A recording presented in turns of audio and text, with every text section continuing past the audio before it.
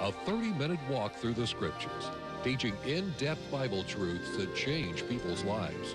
Now, here's your host, Les Feldick. Well, we got a good gathering this afternoon, and for those of you on television, we bring these folk in and we do a 4-program session and tape 4 programs, if one right after the other, and we just appreciate so much that these folk come in and become part of our class and our audience. Now again, we always like to remind our television audience that all the past programs, beginning in Genesis 1:1, we've been coming up, as the program says, through the Bible, and all these past programs now are available in videotape as well as the printed page. Now these little books are just transcriptions, word for word, and we do not try to make anything on them. We just cover our printing costs, and for those of you who are interested, you call or write. So anyway, they always like to make folk aware that all of this material is available. It's it's a study course, I guess, in its own way, starting in Genesis and just coming on up through, and we are now, of course, up to the book of Romans. And so those of you here in the studio are already turned to Romans chapter 3. And for those of you out in television, you'll remember in our last program we wound up with God's great controversy with the human race, how he had built his case as a prosecuting attorney, not against any one segment, not against any one race, not against any one class, but he builds his case against the whole human race. And if you'll remember, in chapter 1, we looked at the immoral or the amoral man, and God builds his case as to why they are guilty. And then we looked at the moral man. On the outside, he's good. There's just nothing that anybody can find wrong with him, but God has just as much to say about him as he does the immoral. And then the third category, of course, was the religious individual who thought because of his religion that he had everything that he needed to meet his Maker. And then we came to that great conclusion as we left our last program, that all have failed, all are guilty, there is none righteous, no, not one. And so now we're going to pick up at verse 19 of chapter 3. Now whenever I teach Romans chapter 3, I always like to make a statement that there are 2 chapter 3s in the Bible that I think are mandatory for every believer to understand. The first one is Genesis chapter 3, where we have the account of sin and all of its horrendousness making its appearance when Adam rebelled and ate. And if you can understand chapter 3, why mankind is a fallen race, totally disobedient to everything that God says, and as a result of their fall, then we've seen the 6,000 years of human suffering, of degradation, corruption, evil, wickedness, and it all began back there in the garden. And so now God comes then to that conclusion here in Romans chapter 3 that this is the problem.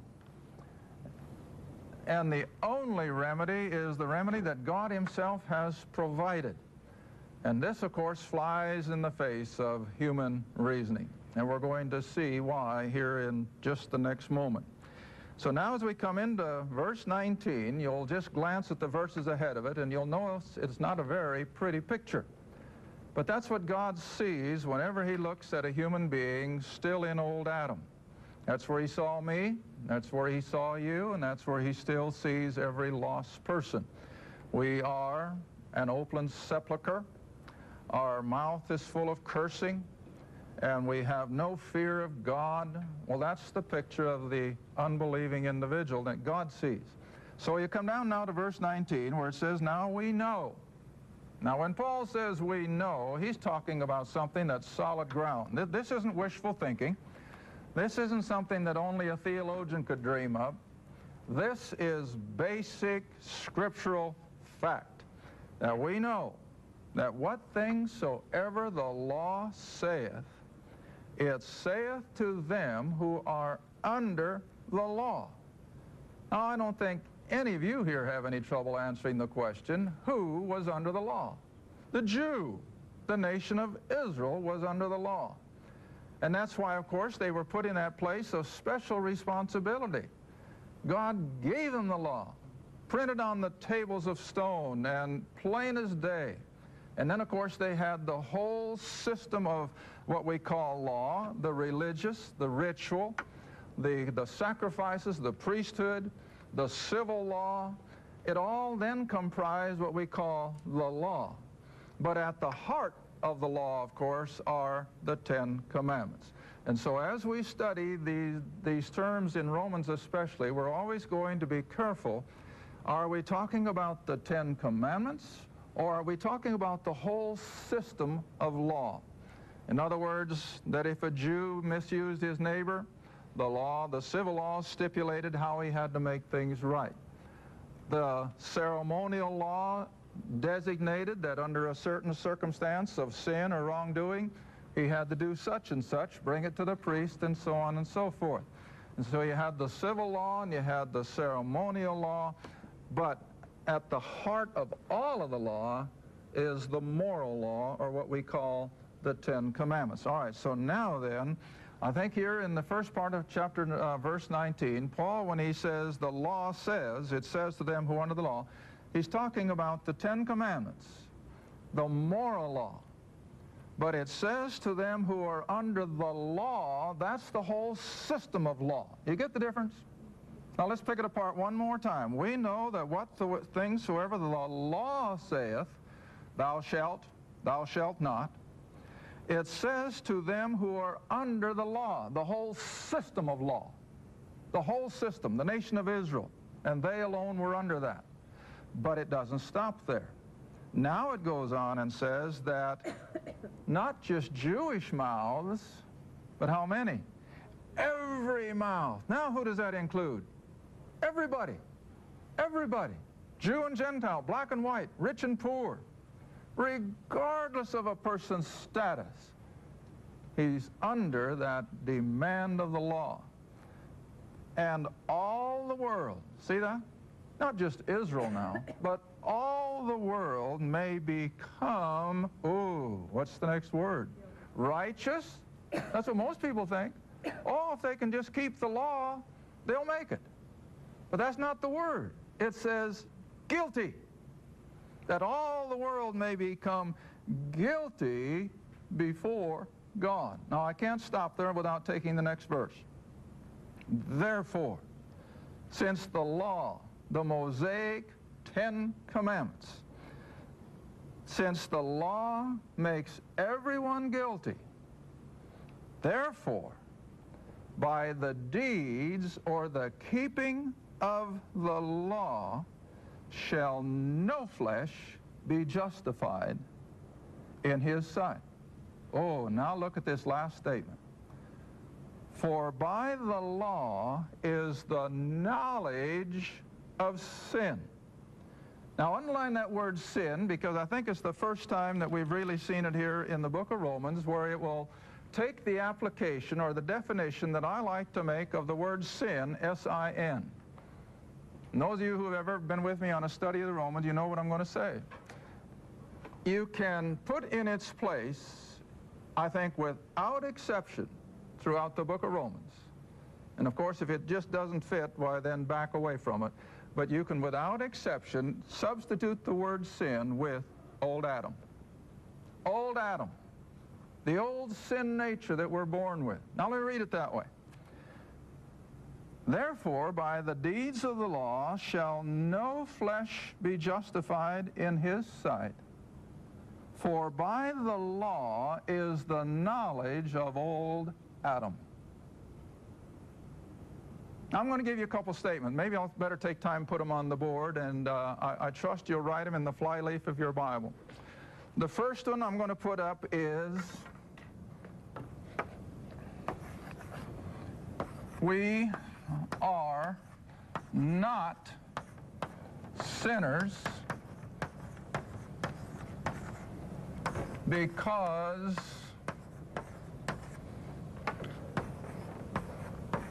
we break the law.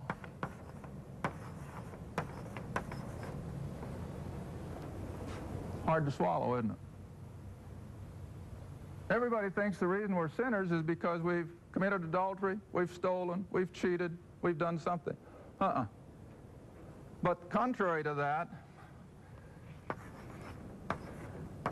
we break the law. That is the moral 10 now. We break the law because we are what? Sinners.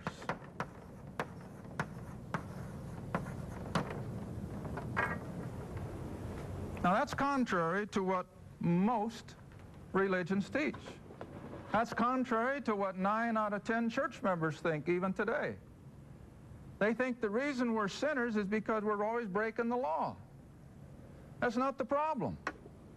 The problem is we have something within us that wants to constantly break the law, and then, of course, when we break the law, we're what? We're guilty, see? But now we got to go all the way back to Adam again, don't we? Because that's where it all began. See, when Adam was created, he was perfect. Not an ounce of sin in him, not a sinful thought. He was as pure, I think, as Christ himself was in his earthly advent. But how long did it last? Not very long. I think the Jewish people, the rabbis, probably feel long enough for Eve's first ovulation, which would be about 28 days. But whatever. As soon as Adam took that step of disobedience back there in the garden, a simple step, just simply took and bit that fruit that was forbidden, and immediately he became a sin-natured individual. And all he could constantly think in spite of himself was that which was contrary to the very laws of his Creator God. And every human being has inherited that ever since. So you see, this is where we are then in the first statement. We are not sinners because we break the law, but we break the law because we're sinners, and we're sinners because we are sons of Adam. Oh, if only people could get that straight. You're not a sinner today because of anything you have done so far as actively performing a sinful act. You're a sinner because you're a child of Adam. And being a child of Adam, everything that God says this do, old Adam says do the opposite. Everything that God says this thou shalt not do, old Adam says do it. Now, I've been trying to think of a good, simple, yet profound illustration of this old sin nature. Because, see, we've got millions of people all around us that are good people. You can't find a flaw in their lifestyle. They've got a beautiful home. They've got a beautiful family. Their kids are well behaved. They've never cheated anybody out of a dime. He's never been unfaithful to her. She's never been unfaithful to him. And from all outward appearances, they are good people. So I guess just on the way up, Iris will tell you I was awfully quiet. But I don't know if this makes sense to you or not, but I'm going to try it. You take an individual, he's got a beautiful horse, just a beautiful steed, well-trained, well-groomed. And this gentleman is so proud of that animal that he takes him to the show places, puts him through his traces, and of course well-dressed himself. And it's just a beautiful pair to behold, this man and this beautiful horse. And after this particular show, and he's won his purple ribbons, and he's sitting there on that steed accepting all the applause of what they've accomplished. And that animal is just standing there perfectly contented, beautiful, being awed at. And then all of a sudden, as if somebody hit that horse with about 10 electric cattle prods, he just explodes. Now that's about the end of the analogy, because you can never carry spiritual things very far. All right. That beautiful steed I'm telling you about is the picture I'm trying to draw of old Adam. Oh, see, we can groom him. We can control him a lot of times, and we can make him just fool the world that, hey, he's okay. But then all of a sudden, something makes old Adam just erupt, like this animal hit with a bunch of prods. All right, now here's what I want you to answer me. What am I lightening the cattle prod to?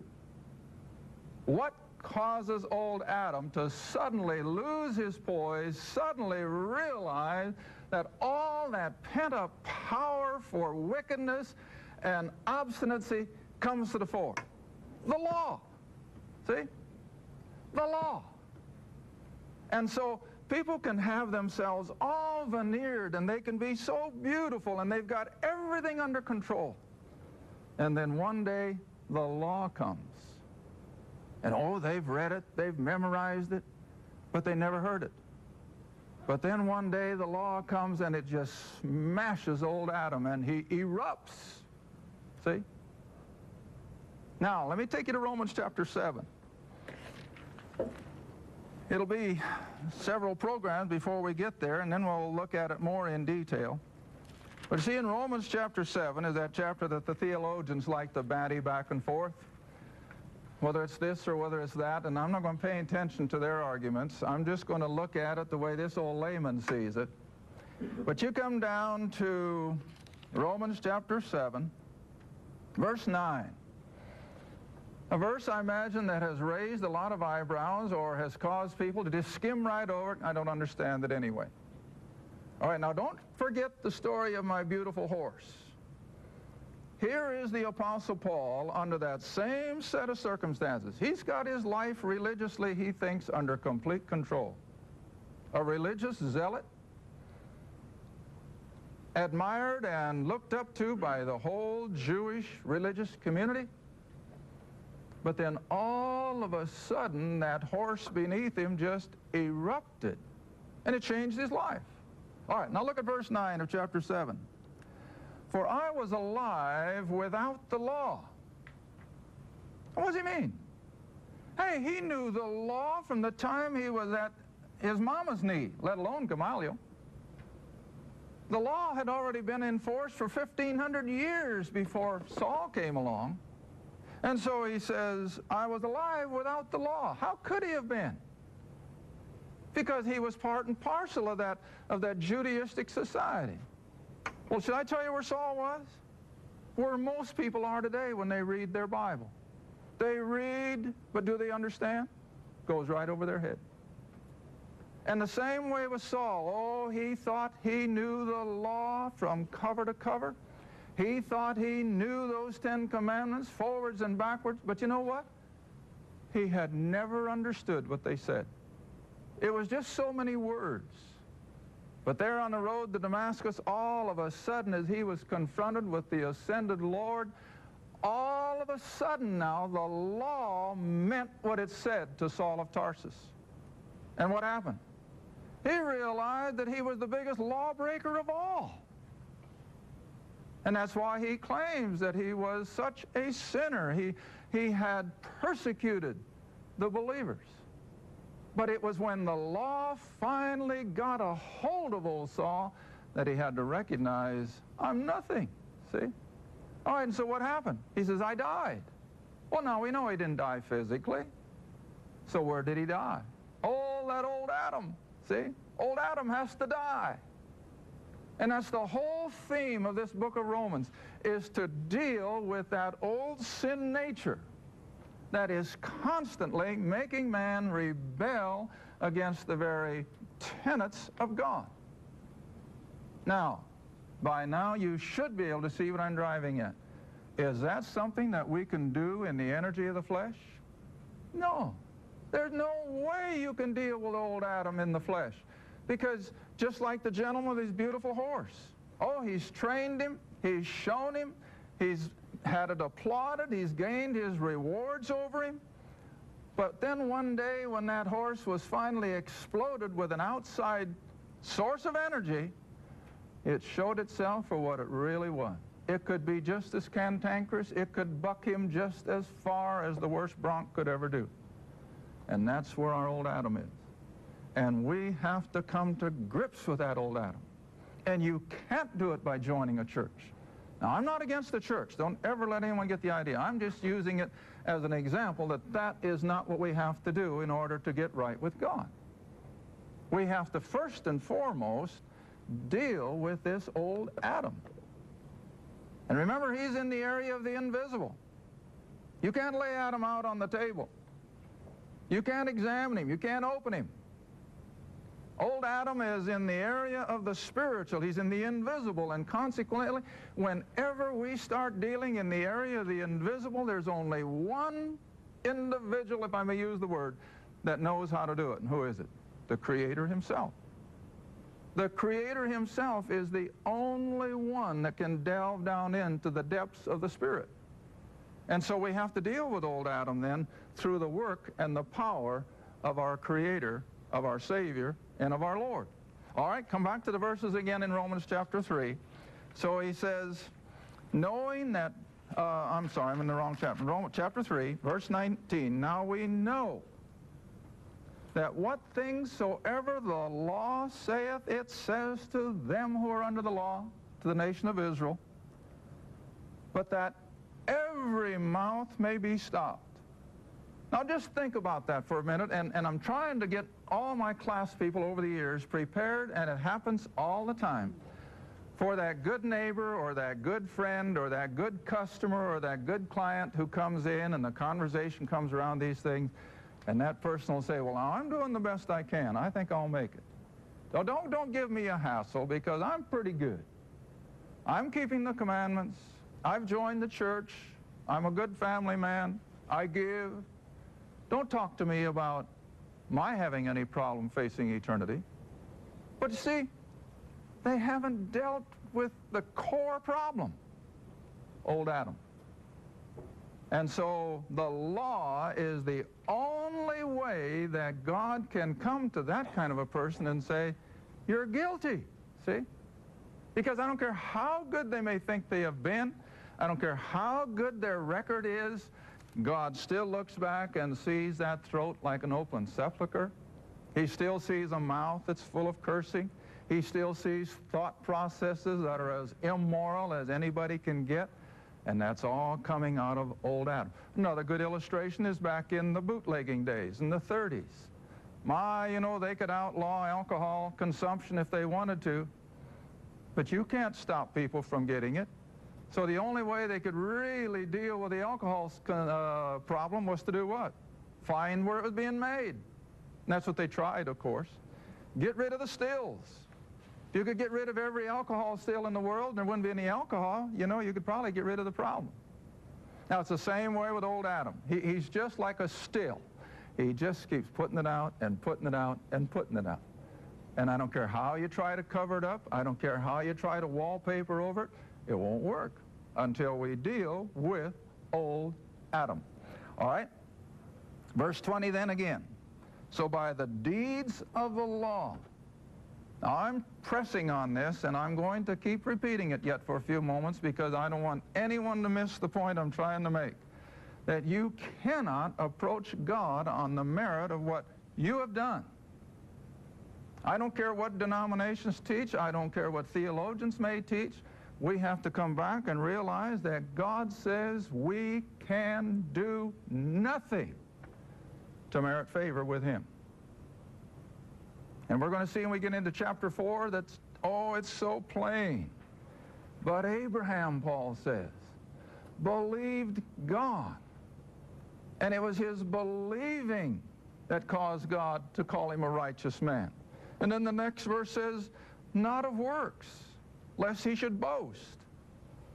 You know, I've made the comment to my classes, and I think maybe I said it even on the program a long, long time ago. Have you ever envisioned heaven, and you're there because of what you did to merit it? You know what I've told people? Everybody will be crossing the street ahead of time because, oh no, I don't want to listen to that guy again. I don't want to listen to him tell me again what he did to get here. It'd be awful. See? But it won't be that way. Because every one of us are never going to be able to say a thing that we have done got us there. It was only the work of a merciful God, see? All right? So by the law, again, verse 20, is the knowledge or the understanding of our old Adam. The knowledge of sin or the knowledge of our old Adam. And it's the only place you'll find it. Now again, as I was mulling these things over, you see, you don't find language like this back in the Gospels. Jesus didn't get into this part of the whole problem. Jesus more or less was just dealing with those Jews under the law. But you see, now the Apostle Paul is breaking out by Holy Spirit inspiration, of course, and he's delving into the whole human race. Not just the problem in Israel, not just the problem with Jews. He's delving into the problems of the whole human race. Look at your newspaper today. The whole front page, I don't care whether it's the Tulsa World or the Oklahoma City or whether it's a Timbuktu. Every newspaper in the world today, their whole front page is covered with the same kind of stuff. Murder, rape, terrorism, crime, immorality. Why? Because the world is under the control of course, Satan at the top of it, but it's the old Adamic nature, see? And this is what we have to understand. It's old Adam who is at the heart of the sin program. It's old Adam in the realm of the Spirit that we have to deal with through the power and the mercy and the grace of God. Thank you for watching Through the Bible with Les Feldick. Through the Bible is a partner-supported ministry. If this program has been a help to your study of the Scriptures and you'd like to see others enjoy the teaching, your support would be greatly appreciated. Write to us at Les Feldick Ministries, 30706 West Lona Valley Road, Kinta, Oklahoma.